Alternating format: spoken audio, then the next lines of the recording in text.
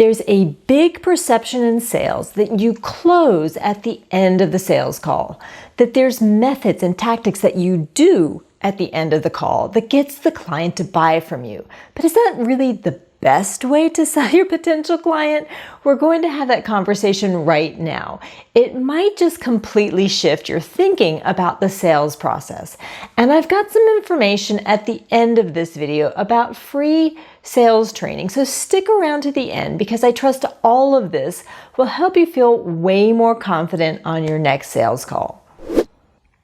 If you're new to this channel, I'm Jessie and I help coaches, consultants, and small business owners who've never had the benefit of formal sales training or didn't resonate with the training that they've gotten learn how to feel really confident during their sales calls so that they enroll more new clients. Our style is not at all pushy or salesy, but instead takes a heart-centered approach to selling. When I started selling, I had no experience, zero, zilch, none. I had ideas in my head about what was supposed to happen and how salespeople were supposed to be on sales calls with their potential clients, but honestly, it wasn't the most gracious perspective of sales or selling. I fell into that stereotypical group that felt like sales were often a bit yucky, that you had to do something big at the end of the call to get your clients to buy from you. That involved having a process or a tactic at the end of the call to close the client. Are you with me? Has anyone else ever felt the same way? And to be honest, there's still a lot of content out there showing the different techniques to close your client. The alternate choice close, the assumptive close, the "if that weren't an issue for you, would you be ready to move forward today?" close. But those tactics just never really suited my values or personality. I needed to do something different, and that's what I'm going to share with you today. Honestly, the closing tactics make me laugh now. I know I had a big list of those methods that I tried early on in my sales career. You see, I was self-taught because the sales trainer at my company quit her job the first day that I got there. So I didn't even get to meet her. My bosses just handed me a sales script and sent me out to sell. It was both terrifying and entertaining at the same time. But over time, I figured it out. I figured out what worked best for me and what my clients needed from me to make the purchasing process easy and attractive for them. You can hear about that journey in this video. But the one big takeaway I found was that this big close at the end is a big mistake. It's off-putting to your clients. It creates resistance rather than drawing people to want to buy from you. What is your goal after all? You want to sell your clients your offer, right? But let's shift that a bit. Ultimately, it's to make your offer so appealing that they can't resist buying it from you, that the decision to say yes to your offer is completely easy and natural. You want to eliminate resistance and create a smooth and natural path to an irresistible yes from your clients. So how do you do that, you might wonder? I'm going to share 3 key concepts that will help you shift away from that big close at the end and sell smoothly all the way through your sales call. So the first big concept is that you want to set the tone for your sales call right away when you greet your client. Within the first minute or 2 of meeting you, you want your client to feel comfortable, so you need to think about reducing any anxiety that they may have being on a sales call with you. How do you do this? Number 1, don't come across as a salesperson. None of that fake enthusiasm or overwhelming energy to just start the call. Be real, be you, be nice, greet them like a friend. That will put them at ease and start to bring down any resistance they may have feeling about getting on the sales call with you. Just a tip, I recommend always using the video during your calls if you're not in person and are holding the sales conversation remotely. It's so critical for your clients to get to know you. When they see your face, they're reading your body language and making the determination if they can trust you and want to work with you. If you don't use your camera, you are missing a big opportunity to build the trust factor with this potential client.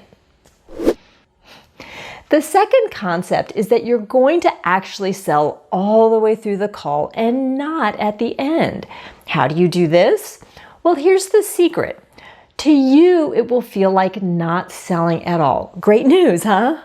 And better news is that it won't feel like selling to your client either. What's one universal law of sales? People want to buy, they don't want to be sold to. Talk about creating resistance in your client. Think about it. When someone is trying to sell you something, the walls go up, the resistance grows. So don't do that. Stop selling. This allows the client to open up more to the sales conversation and start looking at you as a trusted advisor who can guide them to a solution. I want you to think about a buying experience you've had with an outstanding salesperson. Did they sell you or help you? They helped you. And that's what we're aiming for here as well. You're off the hook from selling. If you have a professional and systematic path that you lead your clients through during the sales call, you will not only learn a lot about them, but you will be finding out how you can truly help them and get them to the end results they're looking for. That's all your clients really want, and they are looking for someone they trust to help them get there. And I'm going to stop for a second to remind you that the sale is not really about your product. It's about your client and what they are looking for. It's about where they are struggling now and the end goal that they are looking to achieve. The sales conversation is for learning about them and seeing if your solution is a great fit for their needs.